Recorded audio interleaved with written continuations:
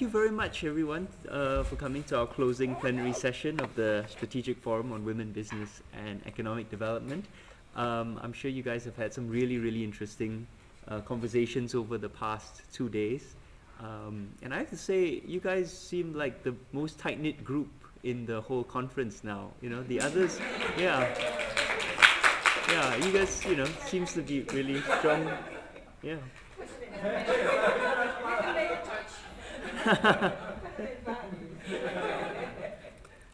Okay, so unfortunately, Annalisa, who is one of our collaborators in putting this together, is ill and couldn't join us, but she asked me to read out her remarks for her. So I'm going to do that, and then we're going to hear from two other of the World Economic Forum Young Global Leaders, Vivian Liu and Ray Newton-Smith, and then they'll take questions, and then we'll conclude with closing remarks by Phyllis Ferguson, our Chief Rapporteur, she'll be here. Okay.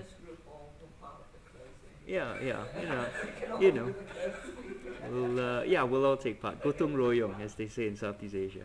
Okay, so I share here the closing plenary remarks by one of our partners and fellow young global leader Annalisa Bellares, who unfortunately could not join us today due to health reasons. As a background, Annalisa is CEO and Chief Innovation Officer of the Women's Sphere Foundation, an international organization focused on empowering women and girls based in the US. She is a young global leader at the World Economic Forum, representing the US and the Philippines. She is also co-chair of YGL 5050, the Global Gender Equality Initiative of the Young Global Leaders community. So I am reading the message she wanted to share here. Warm greetings to all of the participants of this great convening. I apologize that I could not be with you today, but I am with you in spirit, and this is just the beginning of a community and ongoing collaboration around the very important agenda discussed here this week. I would like to share congratulations and thanks to fellow young global leader Dr. PJ Thum, the head of Project Southeast Asia at the University of Oxford, to Sabila Din, lead co-producer of this forum, to my fellow steering committee members for co-producing a great symposium, to distinguished speakers, fellow young global leaders, and to all participants for sharing and exchanging your insights and wisdom on the very important topics around advancing women in the economy.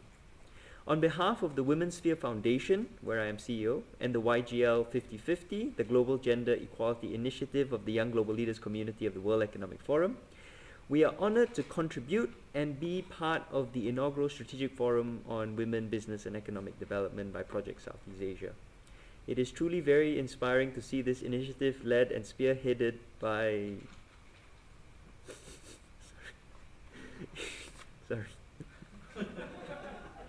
It is truly very inspiring to see this initiative led and spearheaded by a great man, PJ Thum, and hope that we see many more... I'm just reading this, what she wrote.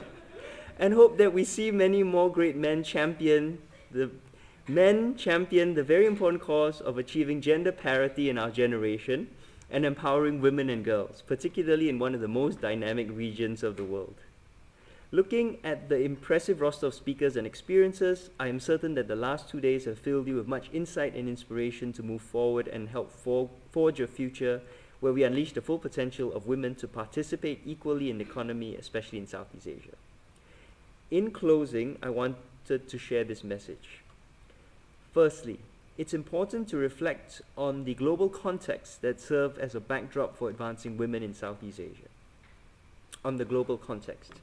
In September 2015, the 193 member states of the United Nations agreed upon 17 global goals for sustainable development, representing the major issues that the world needs to tackle, from ending extreme poverty, which is Global Goal 1, to achieving gender equality, which is Goal 5, to building partnerships for progress, which is Goal 17.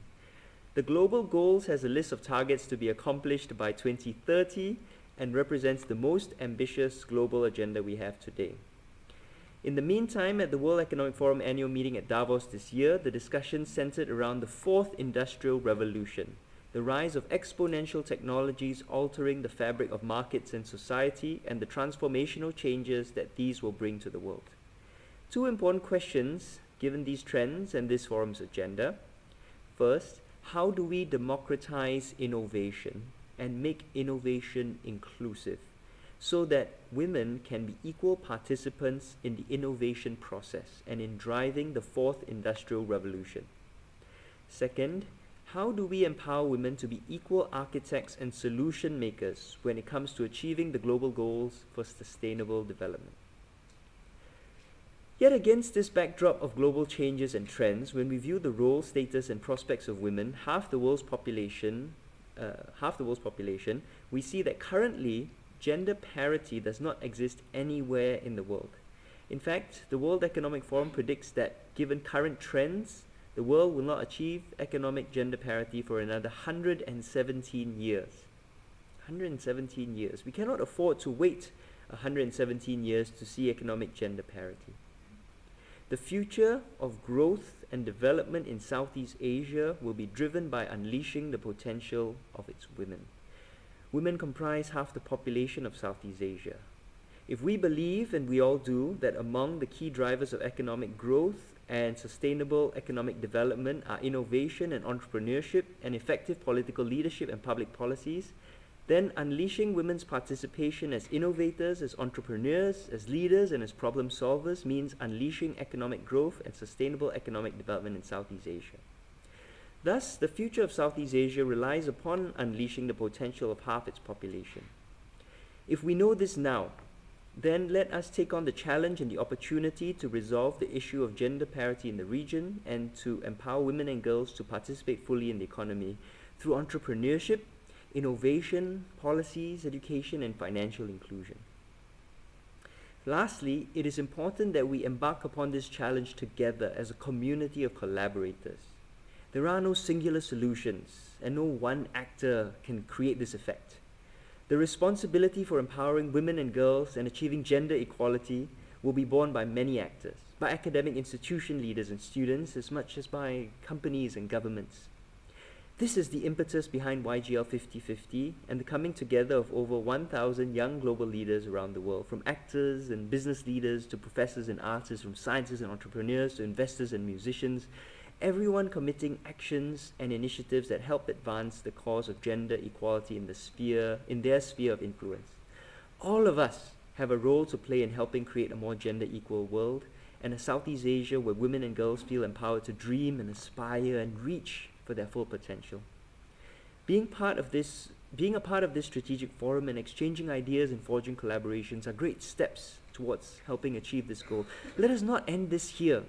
Let us keep the best of the ideas and relationships forged here and continue our collaborations forward. The world and Southeast Asia await our solutions and our leadership. Thank you for the opportunity to contribute, and I look forward to our contributions to create the future of Southeast Asia. Thanks very much. Cool. So that was from Annalisa, and on that very inspiring note, could I call upon our first speaker, Vivian Liu, to speak. You can speak from there if you prefer. You're wearing a lapel mic. Yeah. Yeah. And how will the slides be? I can move the slides. Okay, cool, Okay. great. And actually, it's okay. We can start with that before Yeah. going to progress. Turn on your mic.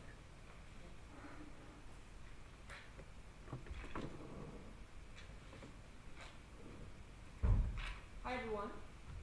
Yeah, I guess it's a very cozy crowd, so you can hear me with or without the mic actually. So, some of you were actually here with us yesterday, but let me first take a step back and perhaps introduce myself a little bit before we plunge into the key learnings from yesterday's panel, as well as some thoughts on how we can go forward with innovation that benefits the world by drawing on gender parity and also helping to in turn improve gender parity, because I think that this is going to be quite a long journey, a marathon, if you will, rather than a sprint. So, I'm Vivian. I'm from Singapore, born and bred there. I am very privileged to be here with my fellow young global leaders. Rain, our elder, PJ was in my class. So I am a social entrepreneur, even though I was educated and trained really as a banker. So I was at World Bank in public sector reform, Goldman Sachs M&A, and I served with Doctors Without Borders as financial controller in Liberia, and was chief of staff with UBS before starting philanthropy works 8 years ago. I'll talk a little bit more about that later on. So today we're here to talk about innovation, technology as it relates to gender parity, and I would say that a key point that we need to bear in mind is that gender parity is not a good in its own right, solely. It is. But more than that, far more than that, is that gender parity benefits all of us. It benefits society. It helps us make better decisions if you think about the multilateral arena or in boards. So how do we know that? Research has actually shown that board directors with more female participation, and the threshold they used was 1/3 female, which was, not 50%, but 1/3 was sufficient to allow these corporate boards, these public companies, to demonstrate significantly more returns, more ROE. And therefore, shareholders, astute shareholders and investors should ask for more women board directors so that they can further their interests. Research has also shown that women do tend to be more collaborative and more holistic in their decision making, which also means that we make decisions that benefit society more and therefore lead to more sustainable development. Whenever any one segment of society feels shortchanged, they either pull back or they lash out. We see some aspects of that in the US of today, in their presidential campaign. And my worry is that if the root cause of that were not addressed, we would actually see more of that in the US, in Europe, and in Asia going forward. So ladies and gentlemen, sustainable development and decision making for the public good, for, if possible, all segments of society, and if not, as many segments as we can cater to, so that we progress really for the good of all, not just for the good of the very few. So I was very privileged to be part of this, young global leader executive ed thing, because we can never learn enough. And so these are some of the books that we received. I do want to draw your attention to one particular book, which I have here because it relates to our panel today. And a number of key learnings that I shared yesterday, and which I will briefly go through today, really comes from our faculty chair, Iris Bonet. So, what works in gender design? So, gender parity is something that a number of people do buy into, but the mechanics of how to achieve that is not entirely clear.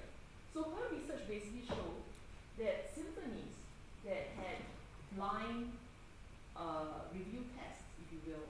So they have tests behind the curtain, so you can't tell whether it's a female or male musician. That simple design tweak, and of course the musicians beforehand said, we are professionals, we can tell great music, we don't need a curtain, it's not going to change our decision. It did. And it did for both men and women reviewers. So women participation in the US orchestras basically rose from 8% to 33% with that design tweak alone. So we don't know what bias we have, and sometimes, all these design tweaks need to address that. In the SATs of old, and some of us perhaps went through that in our undergrad or graduate school years, there was an element that penalized risk-taking. And what happened was that the guys felt very comfortable, taking on that risk. Basically, you get penalized, I think, 1/4 point if you have a wrong answer. And the girls tended not to take that bet. And what they found was that when the girls do answer without penalty, their scores actually went up by 80 points, which would make the difference between going to schools of different tiers. It could make the difference between whether you get a scholarship or not. It's major. And so, to the credit of Iris and her fellow researchers, the SAT board has eliminated that penalty so that boy and girl candidates are a little more equal as they approach the test. So this is not tilting the field for women, it's removing the tilt or reducing the tilt away from them. And I think that is a clarification that is very, very important, because some may say that, oh, there's a fairness issue here. Why are so many things for women and for girls? What about the men, right? So I think distinctions like that would help reduce any kind of potential resistance from certain segments, so that we are all in this together. One point that my fellow panelists made yesterday in the innovation and tech panel, was that there are, that women can be engineers, that we can do all these things. Now that point is true, but the point I want to make is that, Marie Curie, the women at NASA, and I apologize that I don't got the names of all our women scientist pioneers, and my friend here, Pali Sabetti, who is a young global leader from last year's class, my class, and whom I had the privilege of spending time at Harvard with. She's a wonderful human being, but not just that. She kind of already saved the world. And that's not an overstatement, because she led the Ebola team at the Harvard Medical School last year in basically figuring out the DNA sequence of the Ebola virus. So some of you in the US might think, and perhaps some folks in the world might think that, the Ebola hoo-ha was way overblown. Well, I was on the board of Doctors Without Borders, and part of my orientation training, even as a general volunteer, actually touched on Ebola. So the fact that Ebola reached the capitals of several countries, reached Nigeria, was actually a major turning point in our struggle with this Ebola virus, stretching back to 1976 when they were in the jungle. So Parkinson's research last year was tremendously important, not just for last year, but going forward, because the virus will just keep pushing beyond boundaries. So we will hear about Ebola again, just as we will probably hear about Zika, during or after the Olympics. So Pardis basically follows and blazes her own path, just like Marie Curie. So the point is not that women can do this, we can. The point is that we have already been doing it, and we have been holding our own.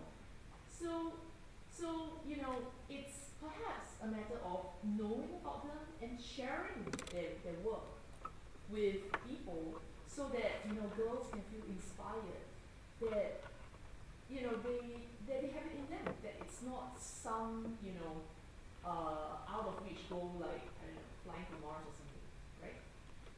So the role models do exist. Now, what then accounts for the lack of women engineers, because that is indeed a real thing? Well, Iris's research, and also a point raised by one of the panelists from, I believe, Microsoft yesterday, was that girls tend to pull back over time. So at the age of 7, for instance, they think everything is cool, they can do anything they want. By the time they are 12, they have learned certain gender roles, and they step back. So that, I guess, is a little bit of an indictment on society at large, right? What messages are we conveying as, in the case of those who have kids, parents, in the case of advertisements, in the case of toys. Some of you might have heard that the Star Wars paraphernalia initially did not include Rey. If you didn't watch Star Wars, the last episode of Star Wars, Rey is basically the heroine. So to not include the heroine in your, in the toy range you have is quite unthinkable. But they really honestly thought that nobody would want a woman heroine. And it was only after the market, kind of fed back signals, very strong signals, that they addressed it. So we can do a lot more, and I would suggest that in each of our roles, in the roles that you're called to, you can see what you would like to do and move this forward. And there are more ideas in this book, so I would recommend you taking a look at it. Innovation in philanthropy and all. The key point I will make here is that we focus. Innovation is not a good in its own right. Innovation is helpful, only if it gets us better results. And I think that that is not necessarily fully understood by all rainmakers. So that's something that I hope people would take away with them today and also share with their friends. So let me give you one example of innovation in sustainable development and philanthropy, which is supremely relevant to our world today. So that was the panelists from yesterday's innovation panel. Oh, okay. Yeah. Okay, so we know about climate action, we know about air pollution. London has cleaned up its act over the last few decades or maybe even century. But air pollution is really a scourge in many capitals, in many developed and developing cities around the world today. Now this, however, does not come from normal air pollution, i.e. motor vehicles, emissions, and industrial output. This really stems from the Indonesian forest fires, the peatland and forest fires of last year, 2015. So basically, in just 2 months last year, the Indonesian peatland fires emitted more carbon than Germany in its full year of economic growth and development combined. I repeat, in 2 months, the Indonesian fires alone, so excluding their regular output, actually exceeded all of Germany's carbon output for the full years. In fact, it approached 60% of the EU's emissions. So basically, all our hard work in COP21 is kind of negated by a huge loophole, which is a problem because people suffer from ill health. That baby died, and the effects are not confined to the 625 million people in Indonesia. Of course, 625 million is a lot. It's more than the entire EU. My country was also affected because we're right smack in the middle. Singapore, Malaysia. So basically, ASEAN was badly affected, whether we know it or not, because there are varying degrees of the haze and so on. So we can move on to the next one. Yeah, and this is something that has actually been with us for 50 years, just that the problem has worsened over time. 50 years, so perhaps we should celebrate the 50th anniversary and call some attention to it in the future. But it's really time to act, not just because of the carbon. I think that is a key issue that will, have a disproportionate effect on the poor and on those coastal communities. So if you look at the map of Southeast Asia, how many island countries do we have? A lot. Okay, the wonderful beaches that we know are all vulnerable to tsunamis, to typhoons, and so on. So the 20 typhoons that the Philippines experiences per year regularly, is just really going up in terms of the duration and severity. So there is a big human justice angle to this. Okay, so this was part of the analysis for how we're impacted by the El Nino phase last year. Now, it's not just carbon. It's not just carbon dioxide, which is the common factor in air pollution worldwide. So this part would be no photos for this part except for my camera. So just for this map and the subsequent map, the 2 toxin maps would be strictly under Chatham House rules, okay? Because otherwise these are limited release information that I only share with world leaders one-on-one or regional leaders, or corporate leaders, as the case may be. So what are we looking at here? So this was a satellite map from NASA as of mid-September last year, before the haze reached its peak. Which was in the second half of September and all of October. And if we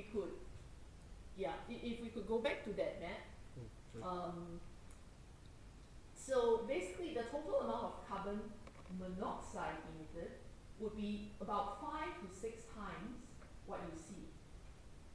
Now, the norm, according to the World Health Organization, the norm would actually be 80 to 120, which would be a blush.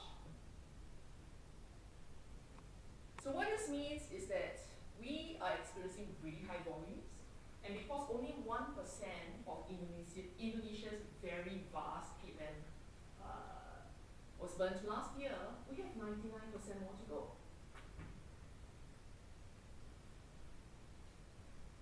And the rate of change is absolutely not linear. Because, demand for biofuels and so on will increase. So, why is it that we don't have a mass fainting episode in Indonesia or Southeast Asia? Because this is obviously a gas and obviously it's dispersed. First by wind currents. So it's difficult to tell whether what we see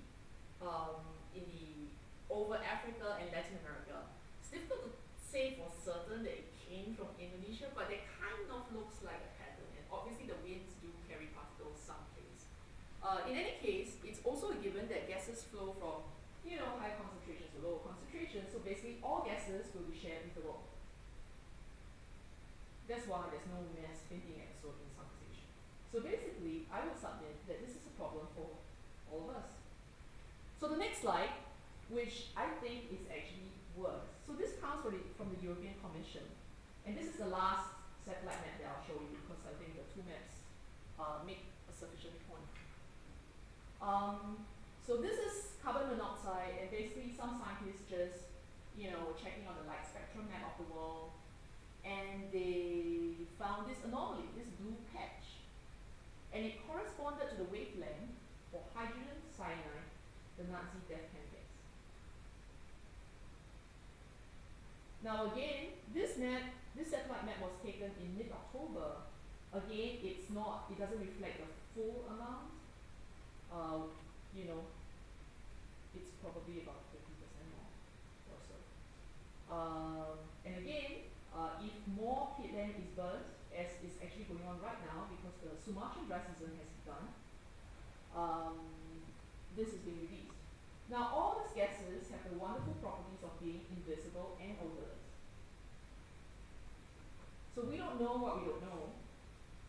And the leaders of Singapore, Indonesia, Norway, the US, they did not know, as far as we could tell, or in our conversations, they did not know about the toxin clouds before we told them. So we are basically focused on ensuring they know and then moving on to the solution. But it's really important to bear in mind that again, this is a human tragedy, and this is really climate injustice, because the people who benefit from the palm oil trade are clearly the billionaires, the 1% or actually the 0.1%, with tremendous power and network. And that's why we're also moving very, very, very carefully to really move this forward without taking undue risks. But always moving forward. So, it's not just bad news. There are ways to solve this, and there are people who care a lot, including PJ and a lot of my fellow young global leaders. So we're actually having a powwow in New York in about 10 days to move this forward. And if any of you feels that this strategy doesn't make sense, please let me know. We would definitely want to improve it. So the Chatham House rules are lifted now as of this slide. And we also have a Facebook page, a horrendous Facebook page because we just don't have time for social media. But there's a little bit of information there that you can check out if you wish. So basically, we think that this strategy would allow us to solve the problem for good if it's fully implemented. And of course, there's a big if. Well, I guess point 7 doesn't affect the end result, but the rest would. So prevention basically speaks to the measures that attack the challenge at its root causes, right? So peatland restoration, but also why are smallholders burning? Well, it actually costs $1,000 US to clear 2 hectares of land the right way. That's an average number. Not everybody needs 1,000, 800 to 1.2K. But there is that challenge. So you have to provide either the tractors or substitute the revenue source. We also need to bear in mind that Indonesia actually needs 6% GDP growth per year because of their very youthful and very large population. We know what happens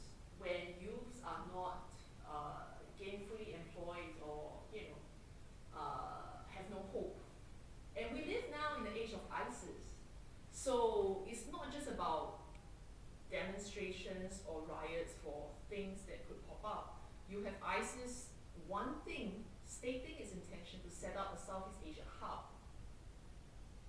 So, and there are a number of, so we think that it's important to move forward with a very holistic consideration of all that is on the Indonesian government's plate, right? So my recommendation is not to just say, stop the fires, right? Demonstrating zero understanding of what's going on the ground.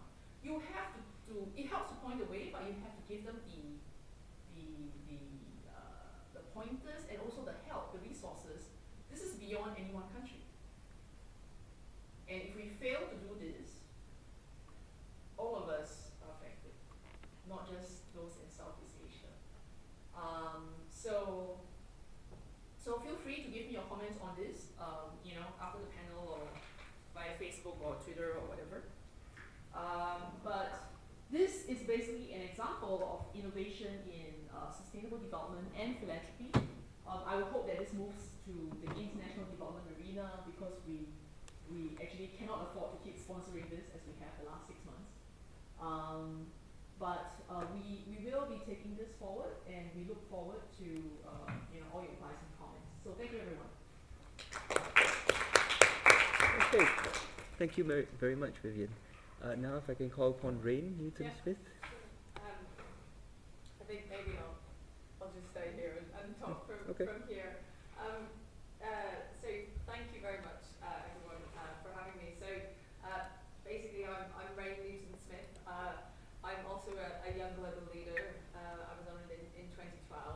And at the moment, I'm chief economist at the CBI. So they're the main, it's the Confederation of British Industries. We're sort of the main representative of British business. So we very much sort of sit in between business and government. And I guess our main aim is to help business create a more sort of prosperous society here in the UK. So I thought probably what's sort of most useful is maybe give you my sort of reflections as an economist and on why the gender gap is so important and why particularly in Asia there's a real potential, I think, for getting more women out in the workforce and what it sort of means for society, but for how those economies grow. And then I wanted to reflect a little bit just on the experience here in the UK at the moment and some of the things that the business community here is trying to do, and some of our sort of successes and failures. And maybe just wrap it off with a few sort of personal reflections, I guess, as a working mum and some of the sort of balances I see in kind of practice. So I think I had the very good fortune just over a year or so ago to hear Christine Lagarde, the head of the IMF, talking about some of the research that the IMF had done about the potential for increasing women in the workforce in Asia and what that could mean. And I think that just sort of shows you as well like how important I think people see this in the world economy. And I think I guess at the moment we are seeing the world recovery take place, but there are real challenges, particularly around sort of aging population. And I think she really very eloquently made the point that in a way, we're really not using our resources effectively when we're not ensuring that sort of full participation in the labour force. And people talk a lot about the gender pay gap, but when you're seeing fewer women actually out working, that really has an impact on them and sort of future generations. And if you look across sort of OECD countries, the sort of gap in that labour force participation, that gender gap is around 12%, but it can be as high as around 50% in the Middle East and North Africa. And one of the things she really sort of reflected on was around the participation rate, particularly in Japan, where that gender gap is about 20 percentage points. And one of the things and it's not just that there are fewer women staying in the workforce, it's often women are more in sort of lower paid roles or less secure jobs. And I think that's also some of the concerns here in the UK, that there are some issues aren't in the most, some of the roles that they're in at the moment don't allow them to sort of use technology in the most appropriate way. And I think one of the things that the sort of research at the IMF did was to show that, you know, if Japan could increase its female participation, they could increase their income. So households could be, their income in the long run could be 4% higher. And that doesn't sound like a lot, but actually that's quite a big boost to people's incomes year upon year. And that's really if Japan were able to move to the sort of G7 average. So it's a story of disappointment on one level that there's this sort of gender gap still exists, but it also shows you the potential and how much not only does it help to kind of increase contribution to society, but all of society benefits when you see, you know, more people participating and everyone ends up sort of more prosperous. But of course, you know, it's trying to think, how are the mechanisms, you know, how do you get to that sort of goal? And I think some of the research that they looked at was just around the availability of childcare, and it's certainly something that's relevant here in the UK, but there's certainly something around having availability of childcare and businesses also being more flexible in the types of roles they offer, but the flexibility that people can use in those roles. So I think there's a real role both for business but also for government policy to sort of help address that. And certainly in Japan, one of the issues is 60% of women, after they have children, don't return to the workforce.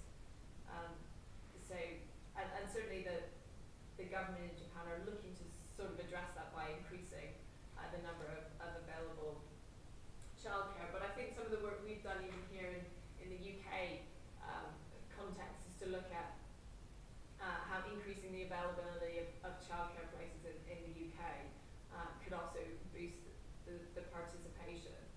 And I think one of the elements as well that we see more here in the UK context is that actually if you have sort of high quality provision for childcare for young kids, it's also a way of addressing some of the sort of intergenerational inequality you get, an inequality between wealthier parents who are able, or more educated parents who are wealthier and able to provide more education for the children. Actually, if you can give children between the age of 3 and 5 very high quality introduction to some daytime phonics and learning, then they also learn.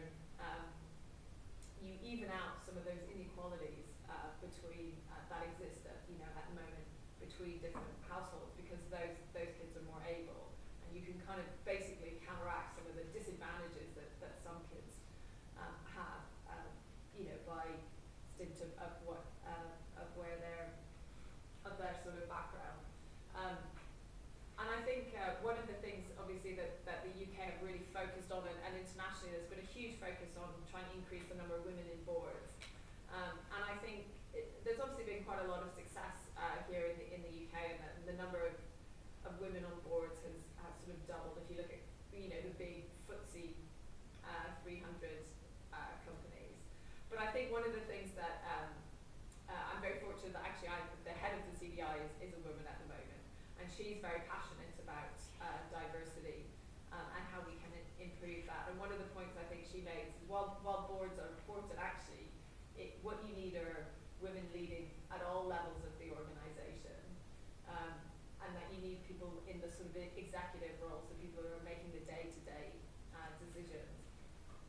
So we've sort of led a call for there to be a target of around 25% for that sort of female leadership throughout organisations, but particularly in those senior executive roles.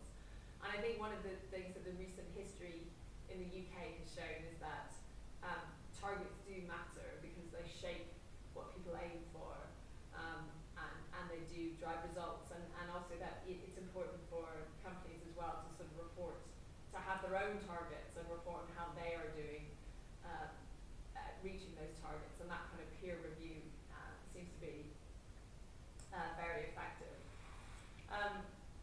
So I think those are just some of the things that I've sort of come across thinking about the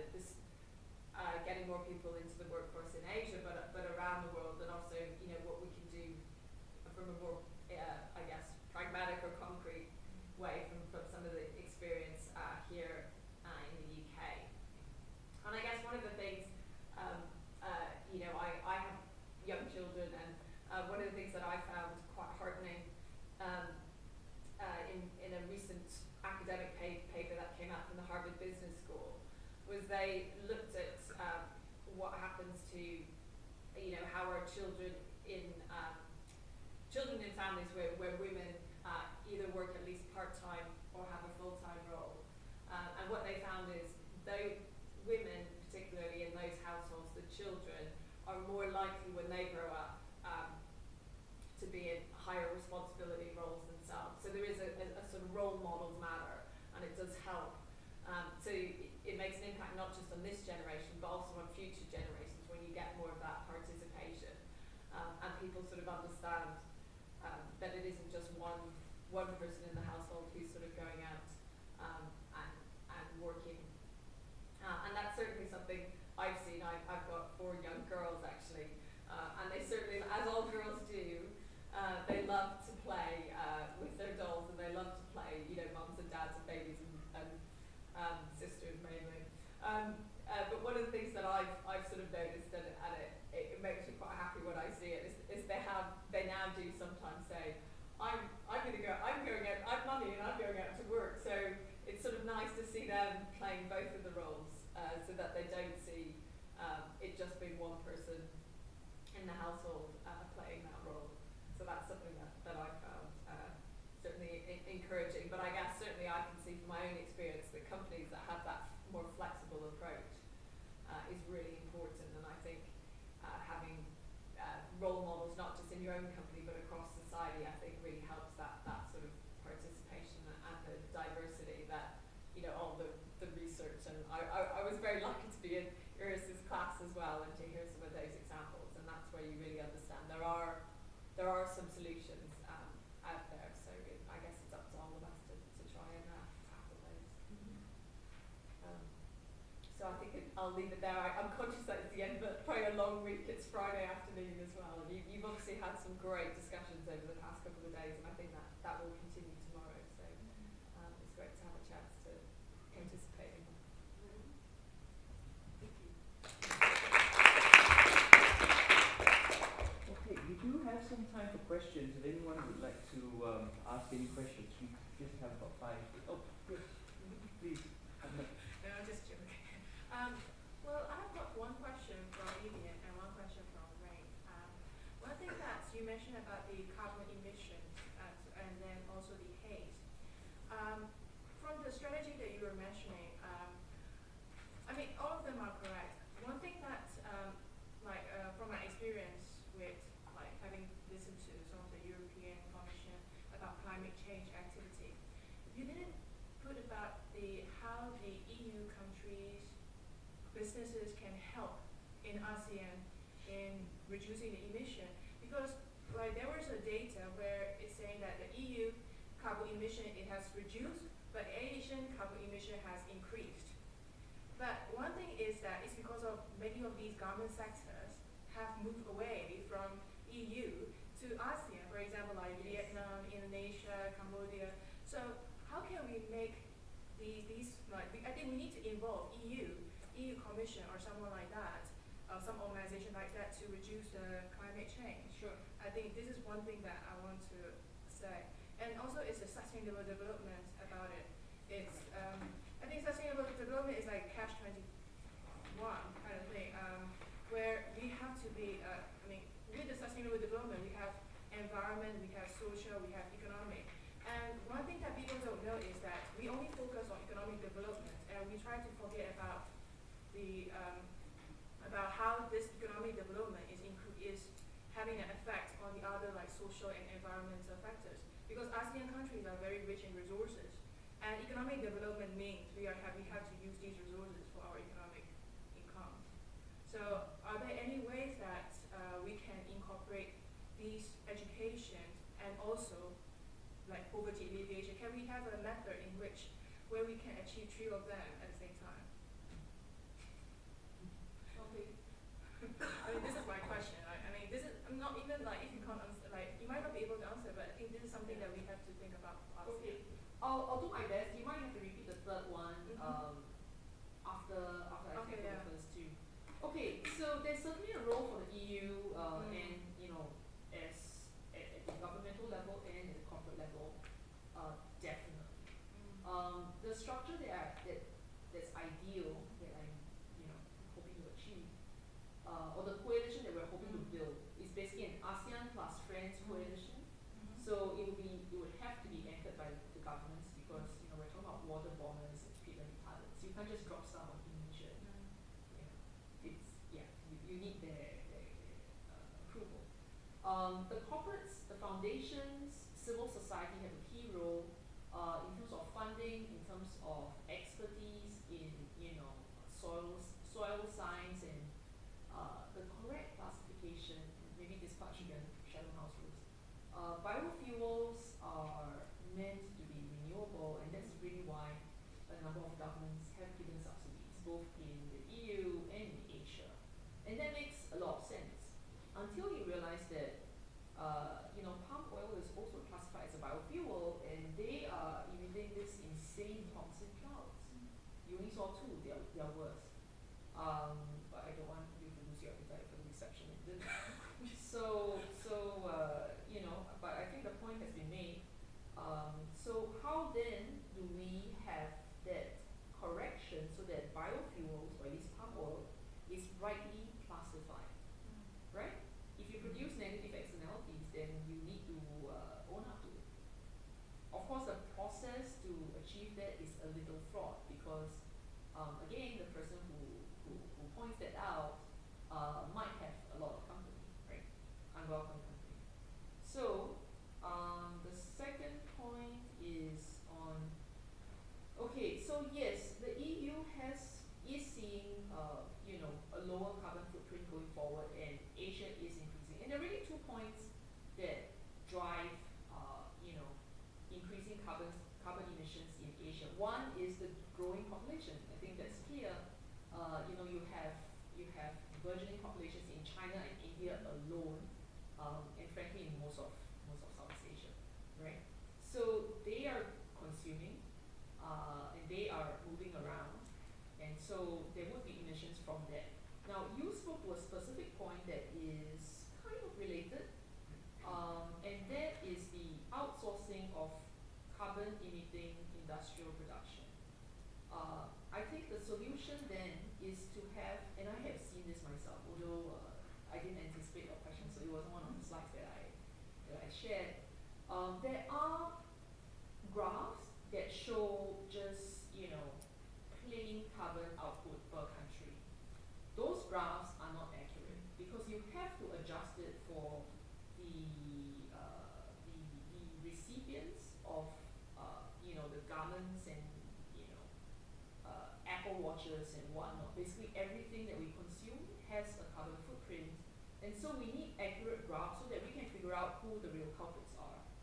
Is it and on a per capita basis, because the minute we have that on a per capita basis, China doesn't look so bad. We wouldn't be telling them that otherwise. We want to encourage them to continue, but basically China really doesn't look so bad once that's taken into account. I would like to add one more point, which is that it is far cheaper to reduce the carbon footprint in Asia than in the EU. So if you think about it, on a very holistic basis, it kind of makes more sense to reduce carbon emissions in Asia rather than in your home country, and that's exactly what the very enlightened Norway is doing. They have actually pledged $1 billion in basically reducing deforestation emissions, focus on Indonesia. So basically they are, they have a direct line to the Indonesian leadership. So we do need to think of ways to get to the results we want while minimizing the resources needed, because let's face it, we are in a resource scarce world for every single sector. So the less you need, the better it is. Your third one was on sustainable development, but I was writing. Okay. Rain's question? Yeah, it was a Rain's question. How can we, as an economist, because industrialization is now Asian is going through the industrialization process where EU and US have gone through it, but in that kind of thing, without having maintaining environmental sustainability, etc., because of the rich natural resources, how could we still achieve economic development? So I Are think there that any initiatives it's or something? I think Vivian alluded to it, that if you look at the sort of carbon intensity, so what you want to look at is the sort of carbon intensity of output, and that if you take China, that has been falling. So their carbon emissions are increasing, but it's because the overall economy is growing so fast. So, and actually, there are some great examples in China of leapfrogging some of the technologies and adopting green technologies, and particularly at the sort of city level, there's real drives to try and adopt solar and some other and I think there are technologies that allow you to develop whilst only using kind of renewable resources, but they are generally more expensive. And I think it has to be a balance, and that's why I guess it's a global problem, and you need global solutions rather than just which I think is where at least Paris gave some hope that there's a recognition of that. Julie, you had your hand up just now. Did you have a question? I got a question, but I also got some comment about point 2 and point 3. Point 2. Okay. I think that we're in a forum on gender. Yeah. Maybe we should focus more on that. Okay. So maybe Juliet, why don't you? Yeah, sorry. Do you have a question I around got gender? a question, but on gender. Okay. Okay. I want to pick up the point of the role models, because I think we all agree the last couple of days that has come up every time. The question is it enough? Because I think we will all also agree that the majority of children in Asia see their mothers go to work, whether it's to the fields, to the factories, to other countries, to work as domestic servants. So we couldn't say, well, those are not role models. They're also role models if you talk about women working. Now, obviously, it doesn't lead to closing the gender gap in a way that maybe we expect, either from a Western perspective or from a more elitist perspective, or from a humanity perspective. So what else needs to be done? So we agree, role model is important for women, the stories, the examples, but I guess there's more to it, and I do like to point on flexibility for those working in companies and organizations, but what about those women working in less fortunate circumstances? How can that be addressed within this gender parity discourse? Well, Big question, it is a big question. I mean, I think there's certainly also the bit that we haven't sort of touched on is sort of education and skills, and I think there's clearly, I mean, Vivian mentioned it a little bit with Iris's work, but there, where she has some examples where you can do sort of simple nudges to try and help girls do better, even in sort of standardized testing. So I think there's certainly something around women being, having better results at school and being more confident about those results. But I think there's certainly, you can look to the sort of UK example, and one of our big skills gaps is around science, technology and engineering, and there's a big drive to get more women into those subjects, and I think one of the real challenges is you have to start really young. That sort of waiting until, particularly in like an education system like the UK's, which narrows people so early, you need to kind of inspire primary school children to want to be interested in science and to see that as something that they want to pursue. And I think there are parallels of that around the world, that you need to sort of get more women interested in and able to succeed in subjects that then lead to where the real growth is in the future. And that's also the sort of movement behind women who can code and making subjects that are traditionally haven't had so many women to also be part of it. If I could supplement and build on what you said, there are a couple of things you could do to ensure that women, assuming that they are qualified for better jobs and so on, because that's actually an important consideration. So you could have, Iris's research basically shows that you could have work sample tests rather than CVs that may show a gap because of childhood and so so on. So work sample tests basically get right down to, can you do the job well, and how well can you do it? And if you can, then it doesn't really matter whether you wait for 2 years, 5 years, or 0, or 10, right? So that's one. She also recommended blind resume reviews. That's very easy to do, relatively to, all the stuff that we talk about for symphonies and whatnot. So that applies to all organizations. You can just remove the name. Just have the, education and career stuff there. And just evaluate it on that basis. So she also recommended, doing away with interview boards because there's a certain groupthink and confirmation bias in place. So you evaluate the candidates separately, and then, a machine ideally combines everything.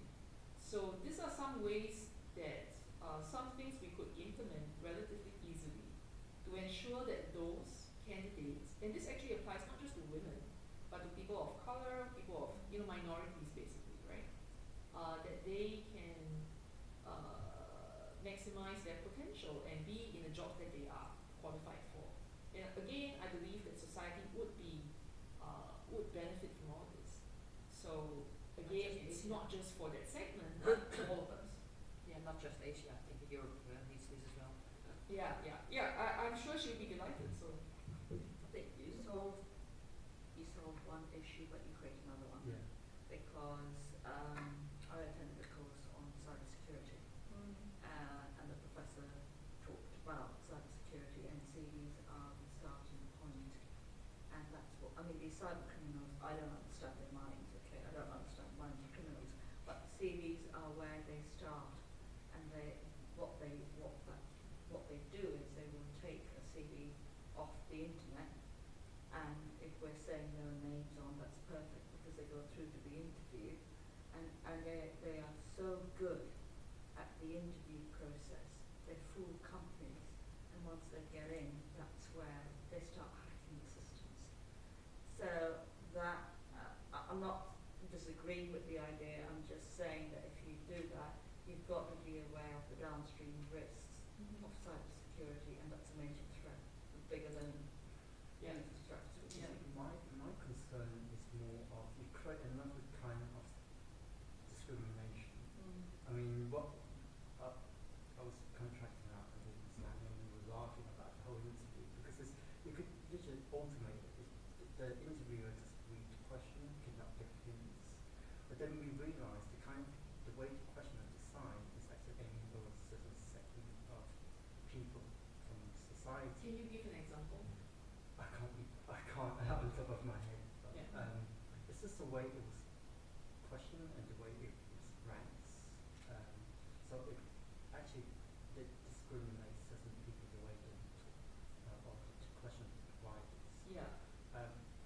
But nothing is 100% perfect. Yeah. I suppose I've got some more question with regards to gender because it seems to be, if we create equality, especially about the gender side, it seems to be really rooted in culture. So within Southeast Asia, it's more about the dominant male and female. How do you change that? I mean, even in Europe we've got this problem. So like the Prime Minister of Germany, she refuses about stage 4 because there's a study done from Norwegian University that show if you put it for stage 4, it actually had negative impact because you just want to meet the stats of it isn't the right kind of people within the organisation and board. In that effect, what are the three objectives to make those culture change? So if we look at key stakeholders, if we're talking about creating more nursery or education, I was brought in Sydney, Denmark, perfect. They provide perfect nursery education and support to family because the social impact if you want both families to work. But the tax is very high. And if you look at Southeast Asia, there's no tax. Because that would actually have an impact on the company competitiveness within the global markets. Okay. So what's the solution? Yeah. Sure, I get a very short answer on the tax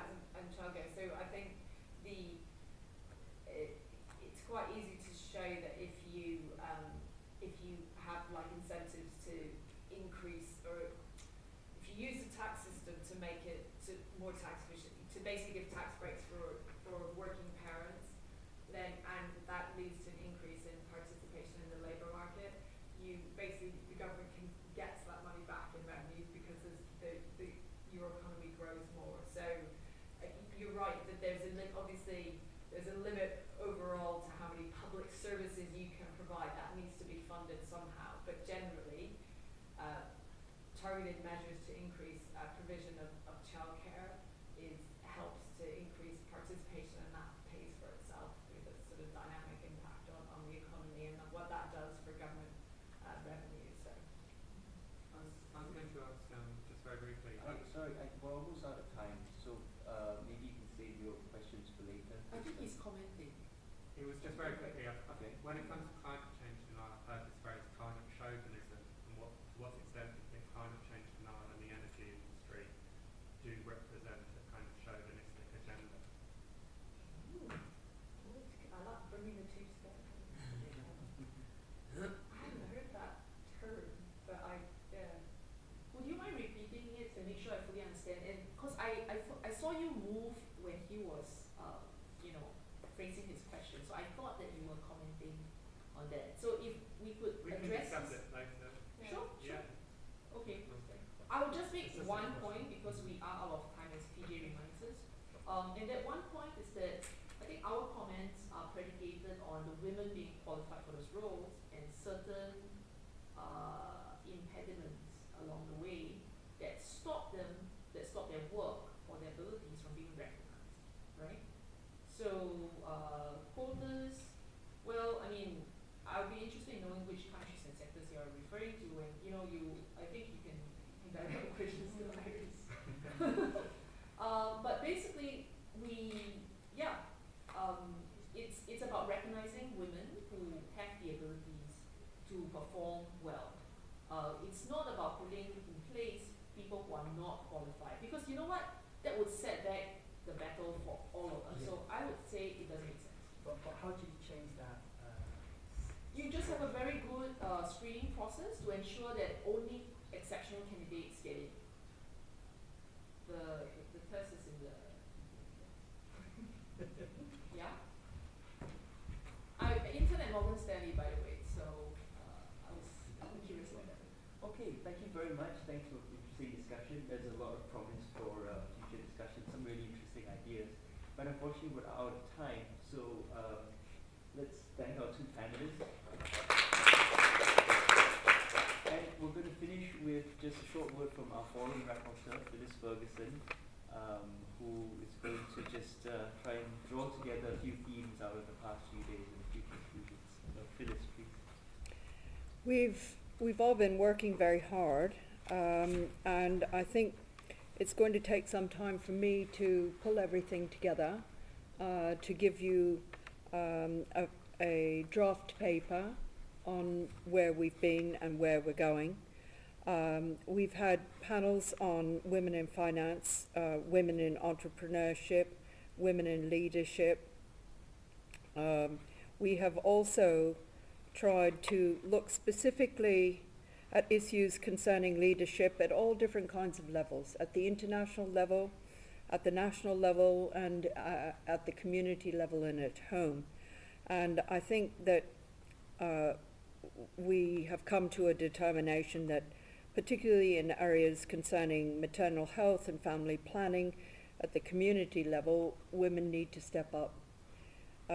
We also have looked particularly at women in politics and in the way in which women in politics join with local partners to increase their own education, their own knowledge, and their own capacities and capabilities. It was pretty clear that the legal process within any state has a very strong impact on the extent to which women's participation is either encouraged or not, and that strong constitutions are a very, very important matter.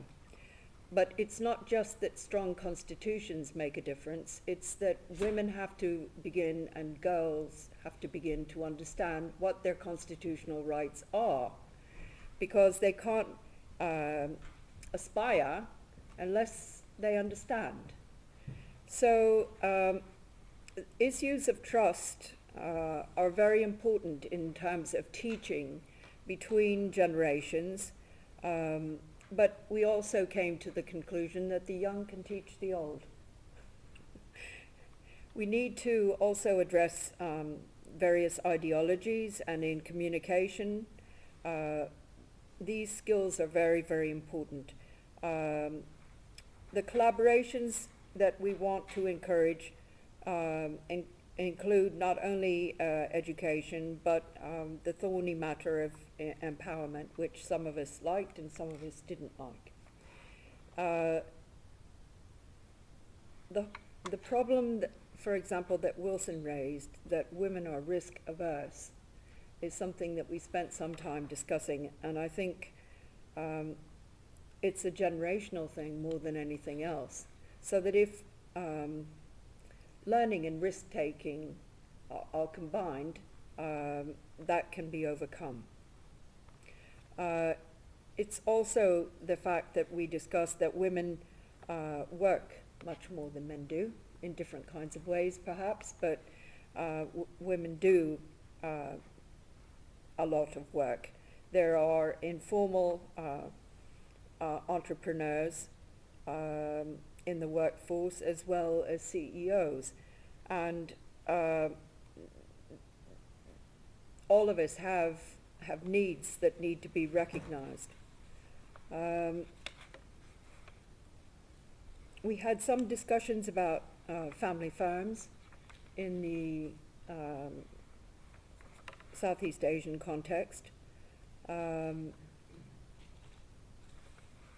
the competitions between younger generations versus older generations who want to continue to hold control.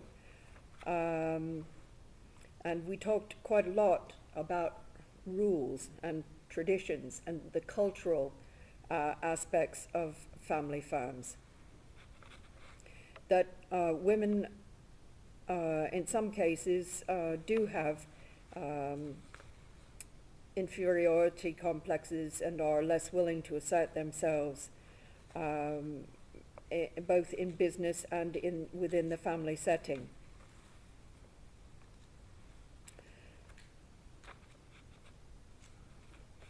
In terms of social change, we came to the conclusion, I believe, that inclusive change was very important, and that it was a quantitative thing, and that the kind of social collateral that was needed was a very important aspect in overcoming some of the constraints that might be found both in religion and in traditional barriers to women entering and being successful in the workforce.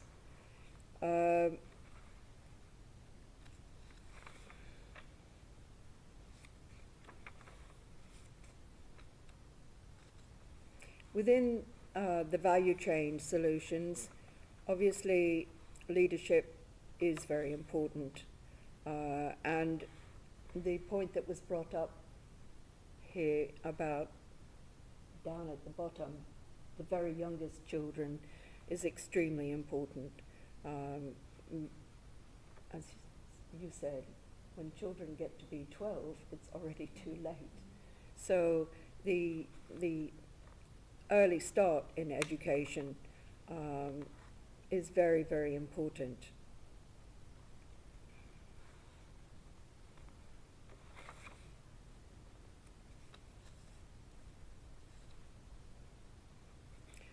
We had some very interesting comments from some of the CEOs who joined us, who asked questions: what makes a good leader?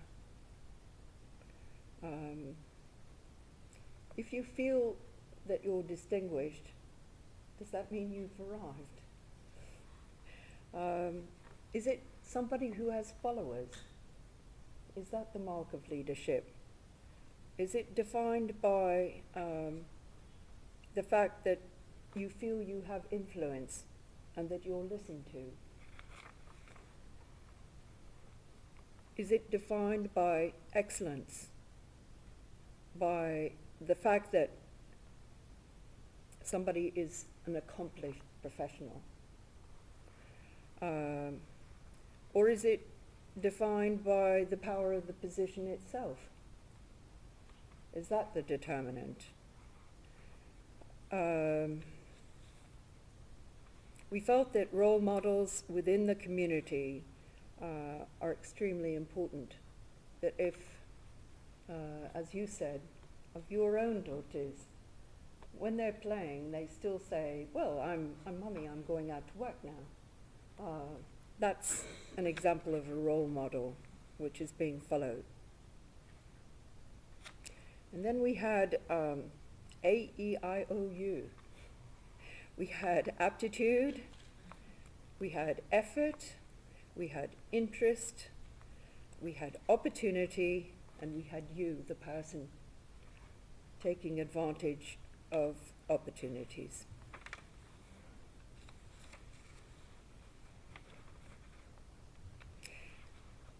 Another of our speakers said,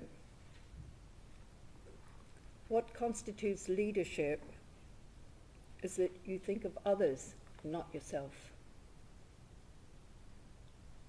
That's a very important part, because I think in many ways it is a very, very important part of being a leader. And in that sense, they asked us to be introspective and to look for the leader within yourself and to see the kind of progress that you might make over 5 years, over 10 years, but also to teach young women, students, and to teach children that very same thing, looking ahead, forethought.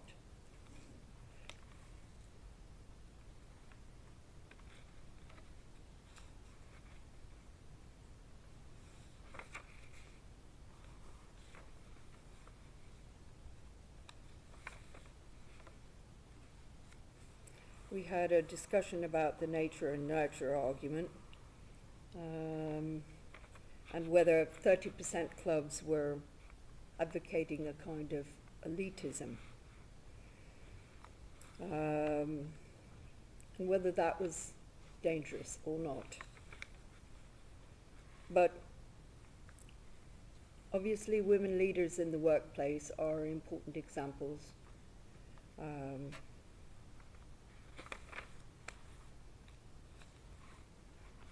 Fenella told us that she was a troublemaker. I don't think Fenella's a troublemaker. I think she's a conscientizer. And she said to us that moving forward sometimes means stepping back, and asked us to really examine how leadership is constituted.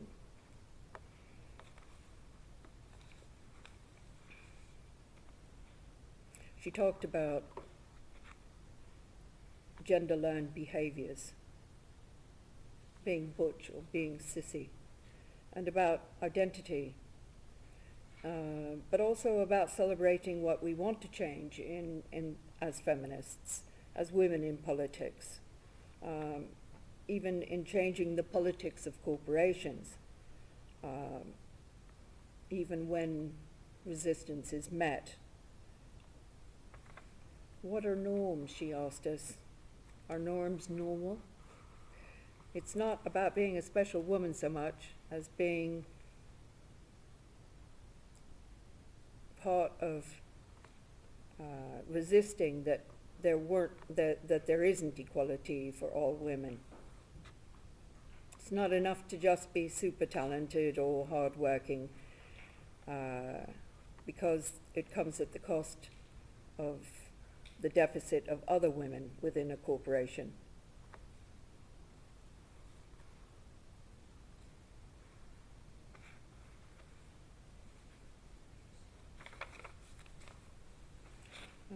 We had a debate about whether we should still use gender if we want to involve men and women in women's economic development, or whether we only need to think about women.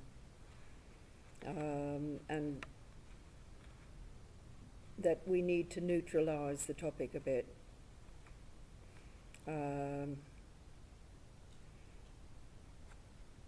Are women in leadership equal to men in leadership?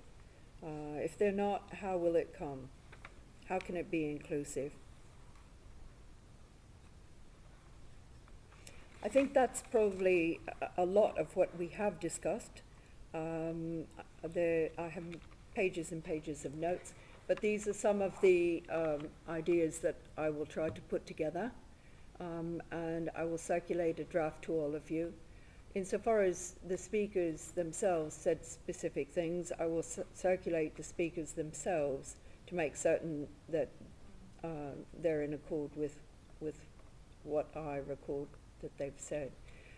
But I hope you will all feed back to me and give me commentary, because I think Sabina has really done something extraordinary and wonderful in having this forum, and in giving us an opportunity to rethink where we are now, today, and where we can get to in the future, both in our work, but also with the younger generation. So thank you, Sabina, for the wonderful story.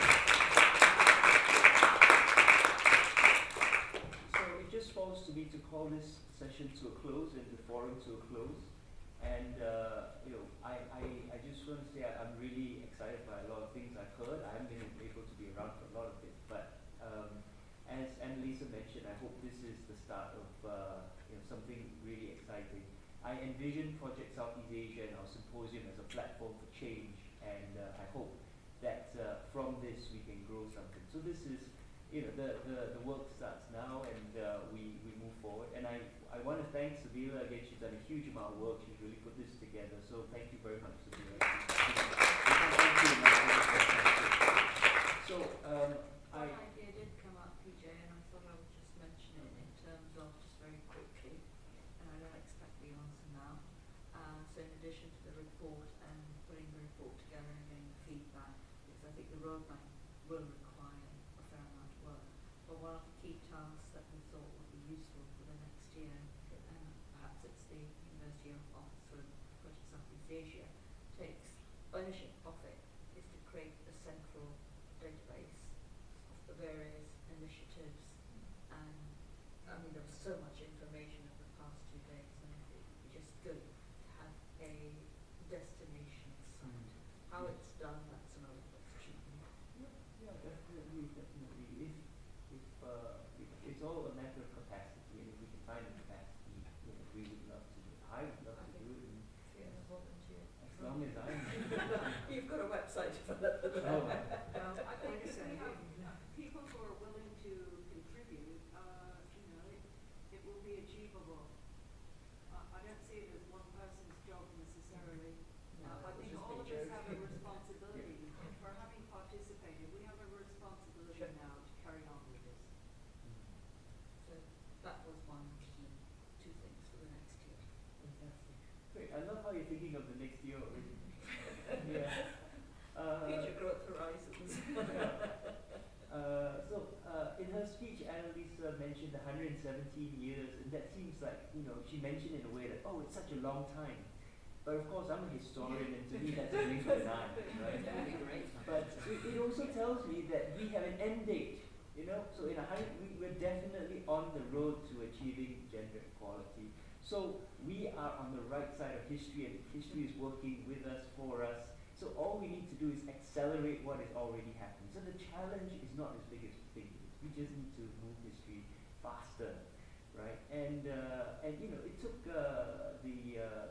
certainly you mentioned culture. I mean, gender was much more equal before colonization in Southeast Asia, but because of the exploitative economy, it forced men and women into certain roles, and they changed the culture of Southeast Asia. Java, for example, Java was as rich as many European states, And so it changed in the past and we can change it again. So I'd like to think because of what we've done, we've gone from 117 to 116.5 or something, but we're getting there, So I'm really excited. Thank you all so much for coming, and I hope you'll come to our dinner where we have Elizabeth Pisani speaking, and that will be really, really interesting. She's done a lot of work around this subject indirectly herself, of course.